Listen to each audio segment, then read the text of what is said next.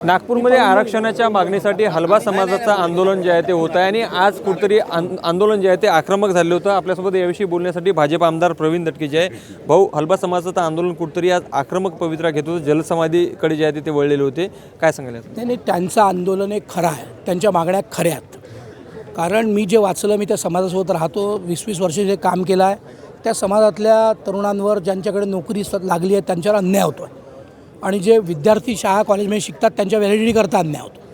त्यामुळे त्यांचं आंदोलन योग्य आहे। आम्ही मुख्यमंत्र्यांकडे मागणी केली आहे। आमचे सगळे आमदार, माजी आमदार विकास कुंभारे, आमचे दक्षिण नागपूरचे आमदार मोहन भाऊ, कृष्णा भाऊ, पूर्व नागपूरचे आमदार, ग्रामीणचे आमचे सगळे आमदार आम्ही गेलो होतो।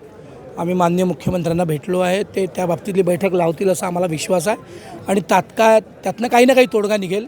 पण 3 प्रमुख मागण्या आहे की एक शिफारस त्यांची आहे, ती राज्य सरकारकडून केंद्र सरकारकडे पाठवण्याचा एक मुद्दा आहे नियमातली, ज्यात अनेक निर्णय माननीय सुप्रीम कोर्ट आणि माननीय हायकोर्टात झाले आहेत, त्या बाबतीतली ती शिफारस आहे। नंबर 2, नोकऱ्यांमध्ये जे लोक लागले आहेत त्या बाबतीतल्या काही अडचणी आहेत। नंबर 3, जे विद्यार्थी शिकतात आहेत, जे बेरोजगार तरुण शिकले आहेत, त्यांना व्हॅलिडिटी मिळण्याकरता क्षेत्रबंधनाचा वगैरे विषय होता, तो जर दूर झाला तर त्याचे जे पुरावे त्यांना पाहिजेत ते नीट मिळू शकतील।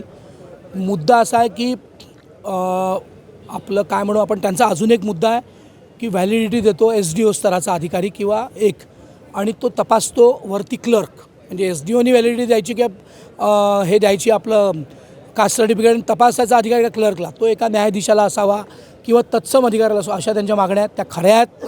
त्यामुळे त्याच्यावर तात्काळ सरकारने तोडगा काढलाच पाहिजे आणि आमचा माननीय मुख्यमंत्र्यांवर विश्वास आहे, ते निश्चित याचा तोडगा काढतील। मात्र भाऊ, आठवडा झालेला आहे, रात्रीसुद्धा काही अज्ञातांकडून जे आहे ते बसेसचे काचेस वगैरे फोडण्यात आले होते, आज देखील समाजात नव्हतं, अज्ञाताकडनं झालेला होता हल्ला, तो आता उद्या मार्ग निघेल। आंदोलन बदनाम करण्याकरता असं केलं गेलं, समाज काही एकदम योग्य मार्गाने उपोषणाच्या मार्गाने जे आंदोलन करतात ते तोडफोड करणार नाही। आज जलसमाधी पण आमच्या सगळ्या माजी नगरसेवकांनी केलं, ते त्यांचं एक प्रतिकात्मक आंदोलन होतं। उद्या तोडगा निघेल असा मला विश्वास आहे, आम्ही प्रचंड प्रयत्न करतो आहे। भाऊ, खोपडे साहेबांनी जे प्रकरण हाती घेतले आहे त्यानंतर तुम्ही सुद्धा सभागृहात तो प्रश्न उपस्थित केला आणि त्यानंतर त्यांना धमकी देखील फोन आली, त्याच्यावर पोलीस कारवाई करतायत। सभागृहात आज योग्य उत्तर मिळालं नाही अशी आमची भावना आहे। आम्ही मुख्यमंत्र्यांकडे गेलो होतो, उद्या परवा परिस्थिती स्पष्ट होईल असं वाटतं। काय अपेक्षित कारवाई? जी नियमात असेल ती, आम्ही म्हणतो ती नाही, आम्ही न्यायाधीश नाही, जी नियमात असेल ती कारवाई अपेक्षित आहे। धन्यवाद। लोकशाही मराठी करता ज्ञानेश्वर पवार। लोकशाही मराठी, ऐका, पहा, जागरूक रहा।